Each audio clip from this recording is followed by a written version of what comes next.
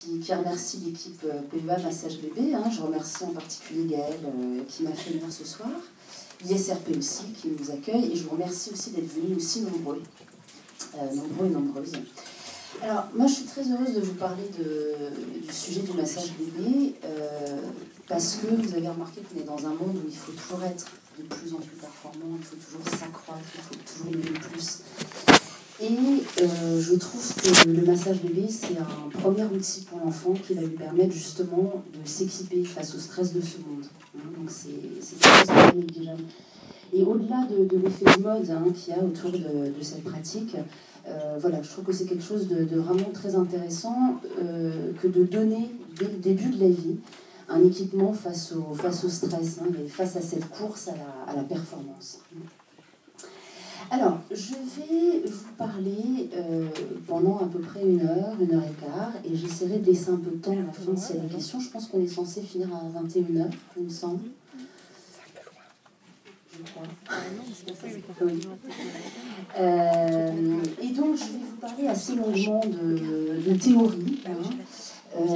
Et puis, on terminera par...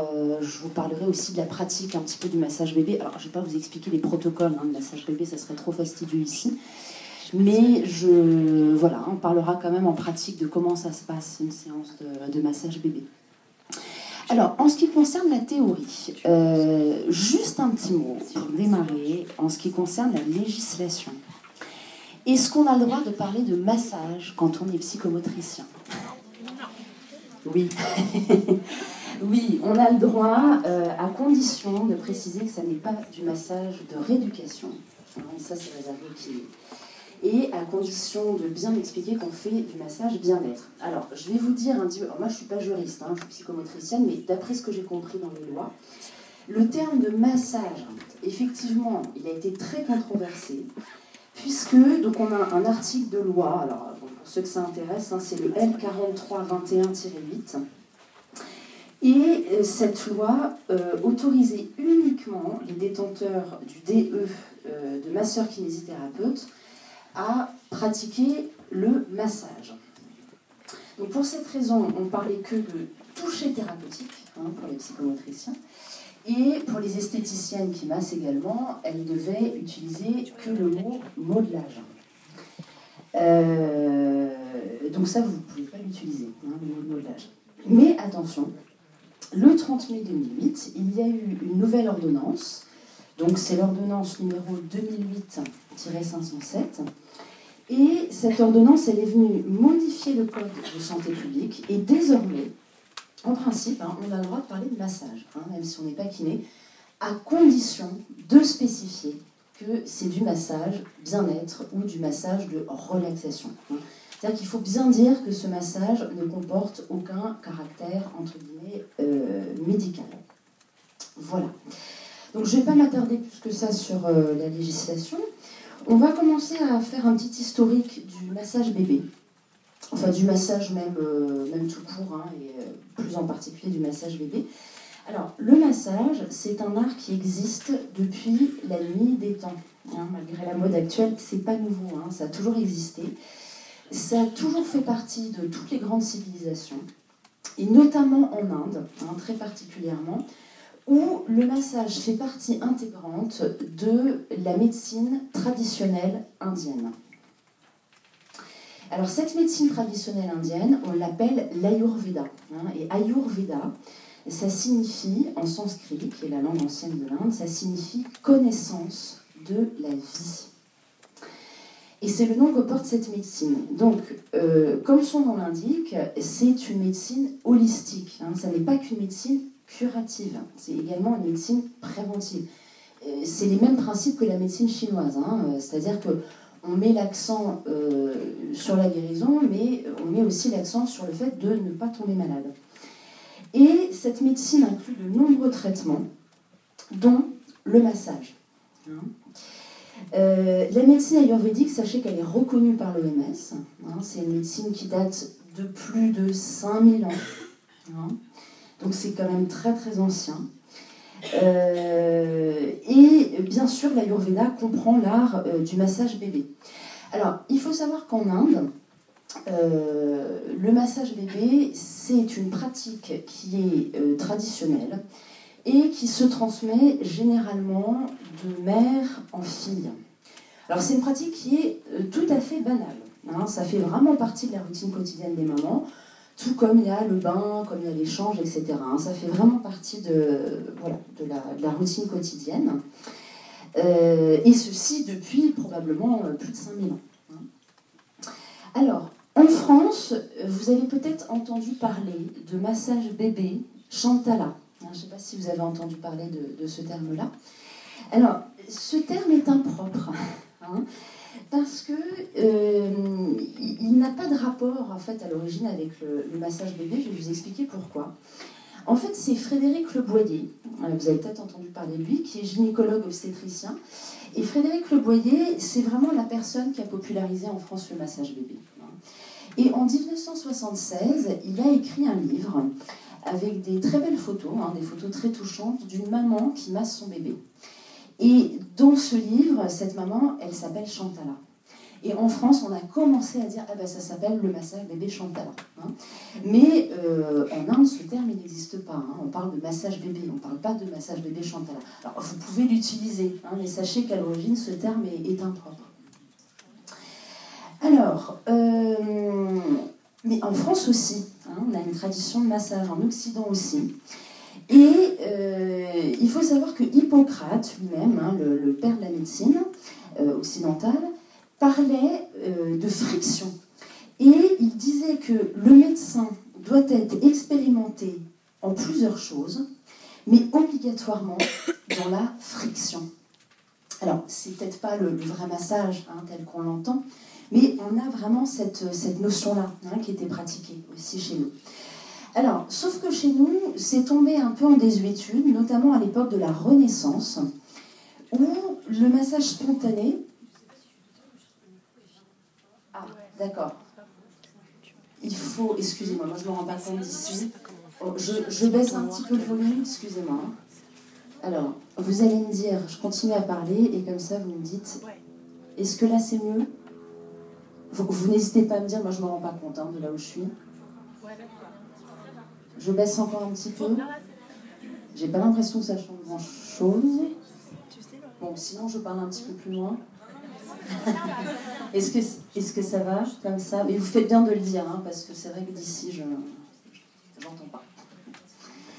Alors, on en était à cette histoire de... Voilà, hein, que le massage est tombé un peu en désuétude hein, au moment de la Renaissance, puisque donc, il y a l'arrivée d'une médecine qui prône d'un côté les savants, en opposition aux, entre guillemets, incultes. Hein. Donc les parents, eux, ils tombent du côté des ignorants, entre guillemets, puisque l'intuition n'est plus une référence à ce moment-là.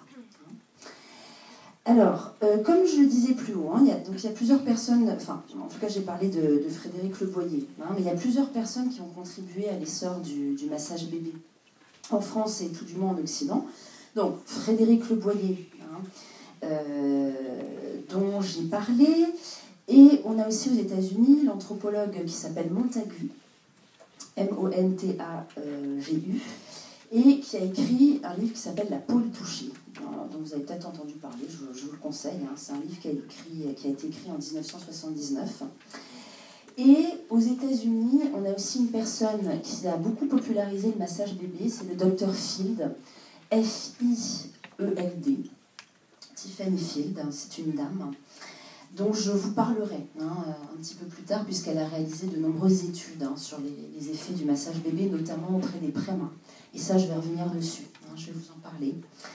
Et il y a également une dame qui est assez populaire, qui n'est pas une professionnelle de santé, mais qui s'appelle Vimala Schneider, S-C-H-N-E-I-D-E-R,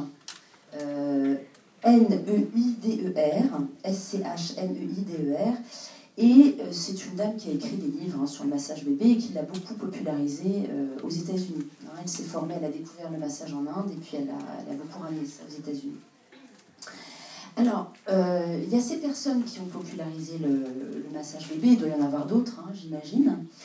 Mais en fait, il faut savoir que cette pratique, elle s'est beaucoup accrue à la fin des années 90, puisque ça correspond en fait au moment où on accordait plus d'importance au lien parent-enfant.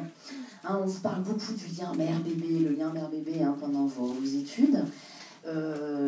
Ça fait pas très longtemps en fait qu'on s'intéresse à ça. Hein.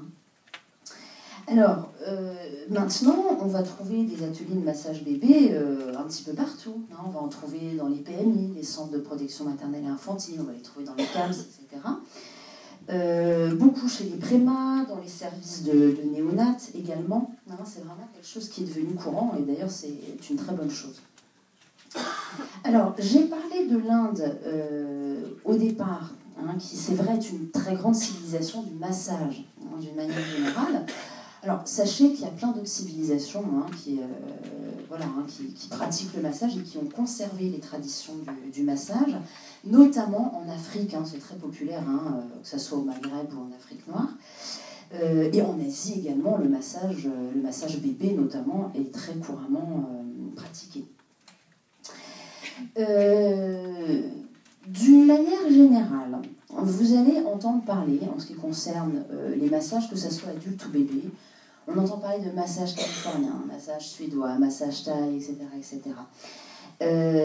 Bon, sachez qu'au final, la majorité de ces pratiques, elles découlent du massage d'origine indienne, ce qu'on appelle le massage ayurvédique, la plupart du temps.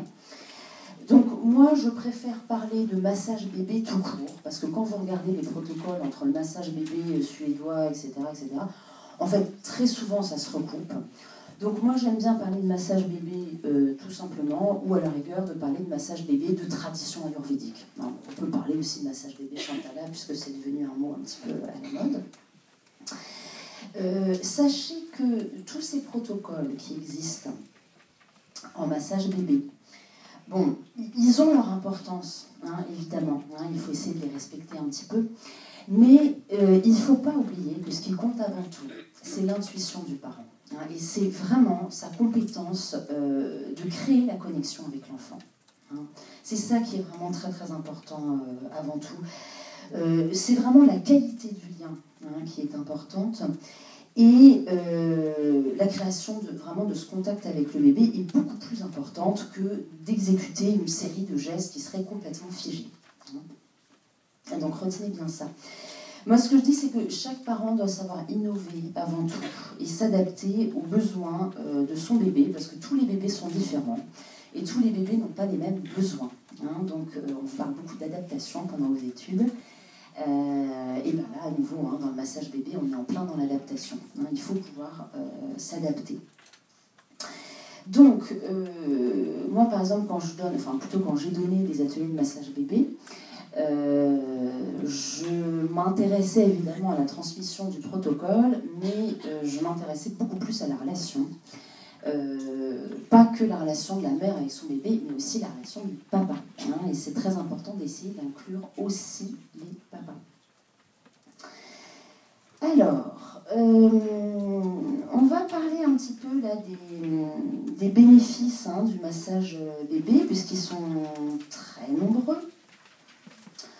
Alors, je vais distinguer, mais bon, tout ça, ça se recoupe, les bénéfices qui sont plutôt d'ordre physiologique et les bénéfices qui sont plutôt d'un ordre psychologique. Et est-ce que ça va avec le micro, là? Oui, vous me dites, sinon. Et c'est pareil, si ça va trop vite, vous n'hésitez pas à me ralentir. Donc, déjà, sur un plan psychologique, le massage bébé, évidemment, va renforcer de manière très puissante le lien parent-enfant. Alors, je vais essayer de dire lien parent-enfant et pas de dire toujours le lien mère-bébé, parce que c'est pas vrai, le papa il compte. Donc, je vais essayer plutôt de parler de lien parent-enfant. Donc, on vous en parle beaucoup pendant vos études de ce lien-là. Et on peut dire que le massage bébé, il est à la fois préventif, parce qu'il va créer quelque chose d'un lien, ça va renforcer le lien. Et il y a aussi quelque chose de curatif dans le massage bébé, puisqu'on peut s'en servir comme un dispositif thérapeutique. Par exemple, en cas de trauma, de séparation précoce, d'hospitalisation du tout petit. Toutes ces premières séparations, malheureusement, qui peuvent arriver parce que le bébé est hospitalisé, parce que le bébé est prématuré, etc. etc. Et d'ailleurs, maintenant, vous allez voir que dans les unités d'hospitalisation mère-bébé, donc ça va être des unités qui vont accueillir, par exemple, des mamans dépressives ou des mamans qui peuvent souffrir, par exemple, de psychose puerpérale, c'est vraiment quelque chose qui commence à être proposé. Alors, ça peut être proposé par différents membres de l'équipe, ça peut être psychologue, ça peut être infirmier, et ça peut tout à fait être le psychomotricien qui propose ça, bien sûr. Alors, je vous ai parlé, donc on est toujours dans les bénéfices du massage bébé, les bénéfices sur un plan psychologique. Donc je vous parle de ce lien d'attachement. Alors, ce qui est très intéressant dans le massage bébé, c'est que ça va favoriser la sécrétion d'une hormone qui s'appelle l'ocytocine. Et tout le monde connaît, je dis comment peut-être ça s'écrit. Oui, vous connaissez. Donc, l'ocytocine, c'est l'hormone dite de l'amour, ou l'attachement. Et c'est une hormone qui est sécrétée grâce au contact peau à peau. Alors, c'est pas que dans le massage qu'on va avoir cette ocytocine, on va l'avoir dans l'allaitement. Donc c'est pour ça que ça peut être très intéressant aussi, l'allaitement. Ça revient à la mode, je trouve que c'est une excellente chose. Et puis tout ce qui est contact peau à peau, vous savez que c'est la mode du peau à peau de plus en plus, et bien effectivement, ça va favoriser la sécrétion de cette hormone de l'attachement, cette hormone de l'amour.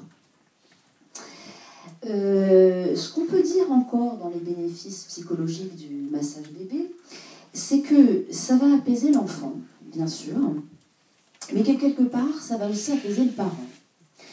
Parce que ça va lui donner la sensation d'être compétent. Si on arrive à calmer, à poser un peu son bébé, pour un parent, c'est pas négligeable. Ça peut renforcer ce sentiment de compétence face à son bébé. Alors, de toute façon, tous ces points-là, je vais les redétailler plus tard. Je vais redire des choses plus tard là-dessus. Le massage bébé, ça va augmenter la sensation de sécurité interne du bébé, la sensation d'être en sécurité dans son corps. Et ça va lui permettre aussi d'avoir plus de cohérence corporelle. Et je vais en reparler pas mal de ça au fur et à mesure. Je vais pas trop vite, ça va? Non. Alors, le massage bébé va aussi, ça vous intéresse beaucoup en tant que psychomotricien, ça va aider le bébé à prendre conscience de son corps, chez les tout petits. Et ça va aussi venir stimuler le schéma corporel chez les plus grands, chez les enfants un petit peu plus grands. Et donc tout cet aspect psychologique du massage bébé, je vais le redétailler de toutes les façons. Alors, sur un plan